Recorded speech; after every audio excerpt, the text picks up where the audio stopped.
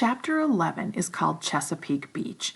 If you remember, at the end of chapter 10, they had finally identified who this hitchhiker was in Alaska that they found, and they contact his nearest family member that they can locate, which is his half brother, his dad's other son,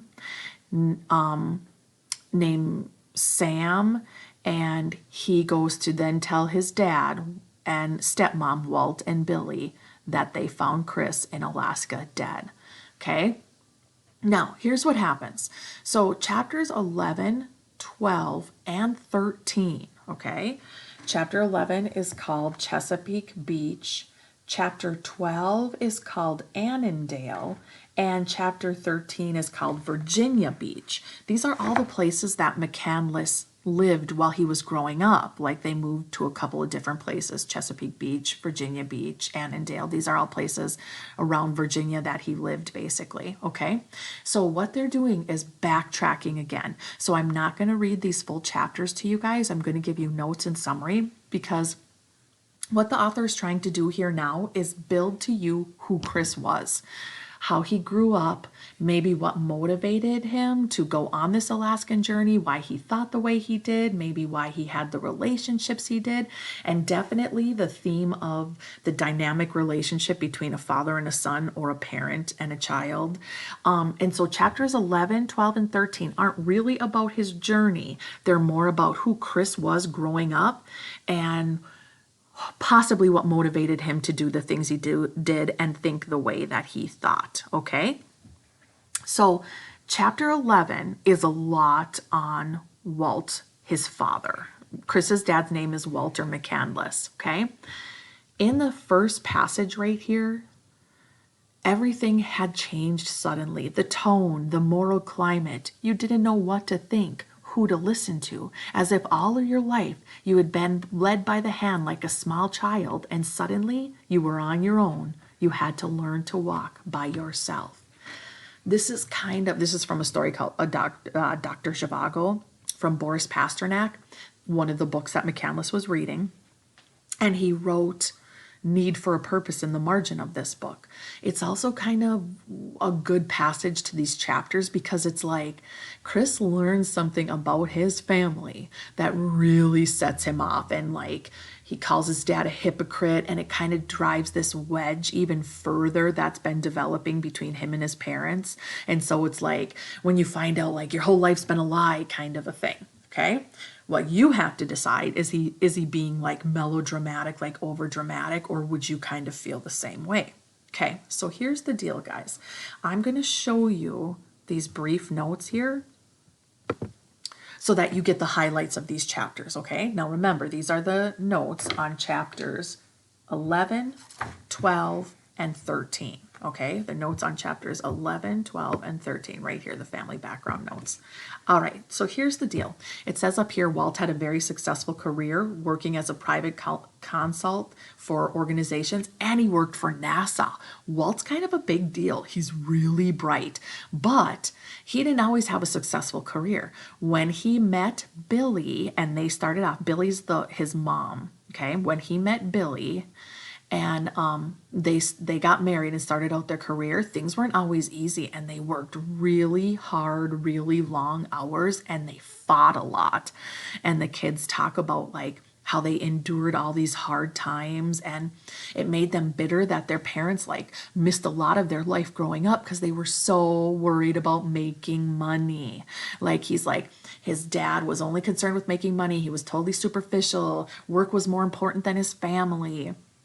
And so he's really like angry with his dad about that kind of thing, okay? But his dad does build a successful career, works for NASA, and then he's a private consultant, okay?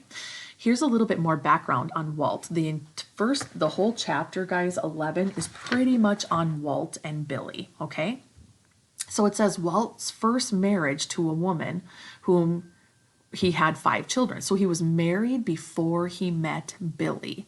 And then he met Billy. She was a secretary for him. And he leaves his wife and his kids for Billy. Okay. All right. Now, Billy and Walt moved to Virginia, and that's where Walt works for NASA. And then after that is when they start working super hard. It says right here. As a side note, before we get into this next bullet point, I want to show you something back in the story, you guys. Hang on, bear with me for a sec. On page 75 in the story, this is where they mention Iron Mountain. So when they talk about Chris growing up and how hard his life and times were because his parents just worked nonstop and they fought all the time and stuff like that, it says right here, it was a stressful existence. The parents, Walt and Billy, were tightly wound, and they didn't give easily. They had threatened divorce a lot of times, but then it says there were a lot of good times too.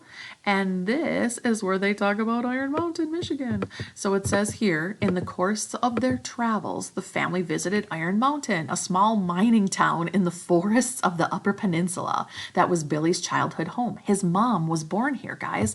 She is the daughter of Lauren Johnson. That's her dad. And Lauren Johnson still lives here in Iron Mountain. He's a truck driver. And it says, Billy's dad didn't quite fit into society, Walt explains. In many ways, he and Chris were a lot alike. And here it talks about Lauren Johnson, who lives here in Iron Mountain. Billy's dad, who was a proud, stubborn, dreamy woodsman, self-taught musician, writer of poetry. Around Iron Mountain, his rapport with the creatures of the forest was legendary. He was always raising wildlife. He'd find some animal in a trap, take it home, blah, blah, blah. So it's interesting. It talks about Lauren Johnson and Iron Mountain a little bit in this chapter where it goes into Chris's background. So if you guys are interested in that, feel free to pick up reading that part, but I'm just going to continue to highlight the notes for you. Okay, so right here, this bullet point, guys, it says, Chris was angry with his parents because of a secret he had learned from a family in California. When Walt left Marcia for Billy, Marcia was Walt's first wife, their romance did not end. So here's what happens. Okay, so when Chris is getting ready to graduate high school, he goes off one summer and visits where his parents kind of lived before they moved here, okay? Before they moved to Virginia, and Walt works for NASA. And he finds out from neighbors. Neighbors tell him this saga, this soap opera basically that happened between Walt, Marcia, and Billy. So remember, Billy was Walt's secretary. They fall in love and Walt left his first wife, Marcia, and his kids for Billy. But he didn't cut off his relationship with Marcia. What he did, you guys, is he built 2 lives. His first one, he's living with Billy, and she was pregnant. She had her first child, was pregnant with her second, and they think they're living a happily normal family. But Walt is also still involved with Marcia, and he gets her pregnant also and is still with her. He's literally living 2 double lives with different women, each being like the husband to each of them, basically. Well, what happens is they find out and there's this huge blowout, okay? Walt obviously winds up staying with Billy and leaves Marcia and the kids, but oh my God, for a while the guy was like a polygamist. He was married to multiple people, having children with them, each of them thinking he was like their husband and father. Chris found out from neighbors about this, so he kind of lost it. So yeah, he's really upset, and this is where he's like, you're such a hypocrite. You have all these high moral standards, and yet you did all these things. Like, he was really mad that his dad wanted him to be like this perfectionist and live up to his standards, and yet he was doing that. Okay, so on and on it continues. Now it goes into Chris's background a little bit. Chapters 11 and 12 kind of get into his background. And it tells you how he was fearless as a child. He was a high achiever. He was a talented musician and an athlete. He loved cross country and track. He got all A's all the time, except right here you start to see his conforming. It says he got an F in physics one time, his only F ever, or any grade below an A, because he didn't want to file a report in the format it was supposed to be done in. It said he failed to conform. And so he takes that F, and his dad goes to like kind of argue for him with the teacher, and he comes back and he tells Chris, buddy, you deserved it. If you want A's, you got to do what you're supposed to do, basically. Okay. This is where, by the way, it talks about Chris learning to play the piano. If you remember back when he's with Westerberg up in the Dakota, he plays the piano in the bar and everybody sings around him and stuff. He learned a lot of instruments when he was young. He also was a clarinet. He learned the clarinet, but he gave that up when his sister got first chair and he didn't. Like, he's such a competitor. He got so mad that his sister beat him out that he quit playing the clarinet because he couldn't be first chair. All right. It talks about how he wandered around Washington, D.C. while he was growing up, and he would talk with homeless people. He would bring them meals. Oh, this one. He brought home homeless people to his parents' house and hid them in their Airstream, like their RV trailer. One day they went out there and they found like a homeless man living in their Airstream that Chris had given a place to live, basically. Oops, sorry guys. It says Chris was embarrassed by his parents' money. You remember he got mad when they wanted to buy him a car. They had lots of things and they were showy with it because they had worked so hard for it, and that embarrasses Chris because he thinks it's not about money. However, the irony here is it says Chris was always an entrepreneur. When he was young, you guys, like they say something like 12 years old, he sold vegetables throughout the neighborhood. He began a copy business where he would like make photocopies for people because it was before everybody had like a printer and a photocopier and stuff like that. So he would take his wagon and walk around through town getting people to give him copies that he would go like double the cost of, so he would profit half of what he was charging them. Half was profit and half was the cost of the copies. And that was when he was like 12 years old. In high school, he was a salesman for a local building contractor. The irony here is what a little entrepreneur. He was very much concerned with making a lot of money, even from a young age. And that's what he was so mad at his parents about all the time.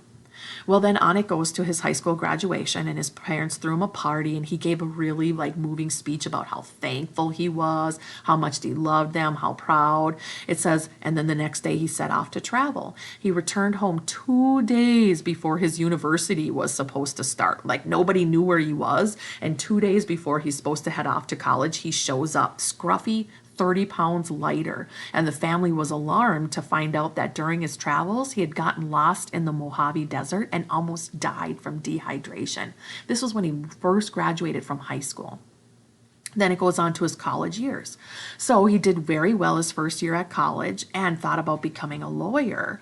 It says things seemed to change the summer between sophomore and junior years when his friends start to say he's distant and cold, and he starts to ridicule the rich kids that are at Emory. That's his college he's going to. And it says, although Chris despised conspicuous consumption, he was not a liberal. At Emory, he co-founded the College of Republicans, which they're saying is kind of funny because it would seem to go against his ideas of, number one, established government, and number two, Republicans, because they even like kind of like a tighter control over government generally than a liberal would. So it's like, it's funny that he's so like anti-establishment and anti-government because he was very active in politics on campus. During his final year at Emory College, he rarely contacted his parents. After graduation, he donated all his savings and headed west.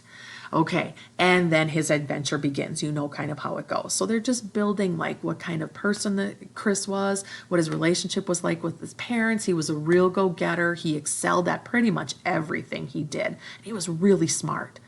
Then it gets in the last chapter that you had to read, 13, talks about Chris's sister, Corinne. It says he and Corinne had an extremely good relationship. And Corinne has a good relationship with her parents. She's married to a man named Chris Fish who owns an auto repair business. And the funny thing is, as much as she ripped on her parents too about like being hard workers because all they cared about was money and blah, blah, blah, she's really young. She's in her 20s when this story is written. And her dream is to make $1 million by the time she's 30. So she too, like her parents, works 24 hours a day.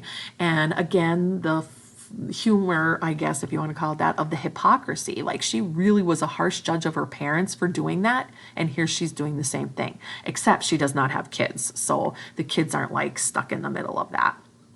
It says 10 months after Chris's death, Corinne still grieves deeply. Her husband, Chris Fish, is the one who told her that Chris died. And they talk about what a hard time she had with that. She's the one who goes to Alaska to get his remains. And it says she can't drive to work without breaking